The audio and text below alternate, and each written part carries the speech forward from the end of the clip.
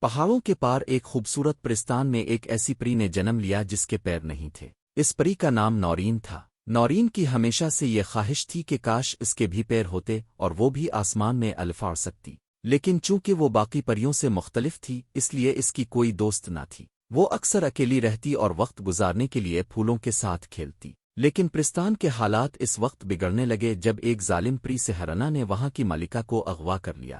سحرنا نے اپنے بھیانک درندے ہر علاقے میں بھیج دیے جو ہوا میں ایسا زہر گھول دیتے کہ الفاڑنے والی پریاں بیمار پڑنے لگیں۔ پورے علاقے کی پریاں بیمار ہو گئیں اور پھول مرجھانے لگے۔ ایک دن ایک پری نے نورین کو بتایا، ہمارے علاقے کی گارڈین پری کو بھی سحرنا نے اغوا کر لیا ہے۔ اب صرف یاقوت وادی کی گارڈین پری ہی ہماری مدد کر سکتی ہے۔ اگر کوئی ان تک پیغام پہنچا دے تو شاید ہم بچ جائیں۔ یہ سن کر نورین بہت پریشان ہو گئی۔ وہ ساری رات سوچتی رہی کہ آخر وہ یاقوت وادی کی گارڈین پری تک کیسے پہنچے۔ الفاڑ تو نہیں سکتی تھی مگر چل سکتی تھی۔ اگلے دن نورین ہمت کر کے یاقوت وادی کی طرف روانہ ہو گئی، اس امید میں کہ شاید وہاں کی گارڈین پری ان سب کی مدد کرے اور پھول دوبارہ کھل الفاٹ۔ ادھر یاقوت وادی کی گارڈین پری ایلینا بھی بہت پریشان تھی۔ نورین بہادری سے ہر خطرے کا سامنا کرتی آگے بڑھتی رہی اور بالآخر یاقوت وادی پہنچ گئی۔ دور سے اسے یاقوت پریوں کا گاؤں دکھائی دیا، لیکن جب وہ اندر جانے لگی تو پہرے داروں نے روک لیا۔ اتنے میں گارڈین ایلینا نے کھڑکی سے اسے دیکھا اور اپنے پاس بلوا لیا۔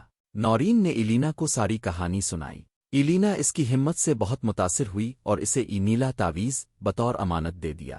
اس نے بتایا، سحرنا سب گارڈین پریوں کو قید کر رہی ہے تاکہ ان کی تمام طاقتیں چھین لے۔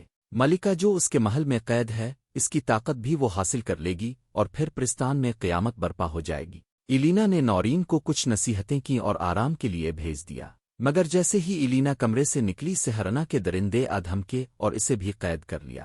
اگلی صبح نورین نے شور سنا، ایک پہرے دار کمرے میں گھس آیا اور تلوار الفاٹے کر نورین کی طرف بڑھا۔ وہ گھبرا کر بھاگی اور جنگل کی طرف نکل گئی، مگر آگے راستہ ختم ہو گیا۔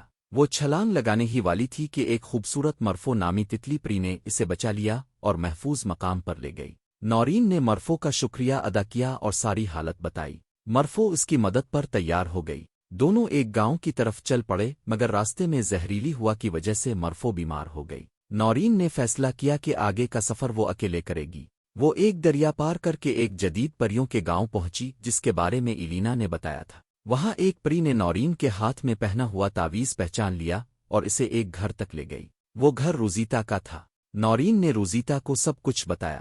روزیتا نے کہا، میں سحرنا کا سامنا تو نہیں کر سکتی مگر تمہیں اس کے قلعے تک پہنچا سکتی ہوں۔ جلدی ہی مرفو بھی واپس آ گیا۔ تینوں نے سفر شروع کیا اور آخرکار سحرنا کے خوفناک قلعے تک پہنچ گئے۔ نورین نے کہا کہ وہ اکیلے اندر جائے گی۔ جیسے ہی وہ آگے بڑھی، سحرنا کے درندے آئے مگر مرفو نے انہیں اپنی طرف متوجہ کر لیا تاکہ نورین آگے جا سکے۔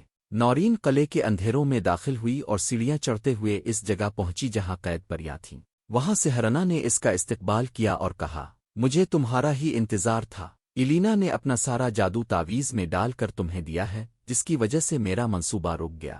نورین نے جواب دیا، میں تمہیں کامیاب نہیں ہونے دوں گی۔ سحرنا نے اس پر جادو کا وار کیا مگر حیرت کی بات یہ تھی کہ نورین پر اس کا اثر نہ ہوا۔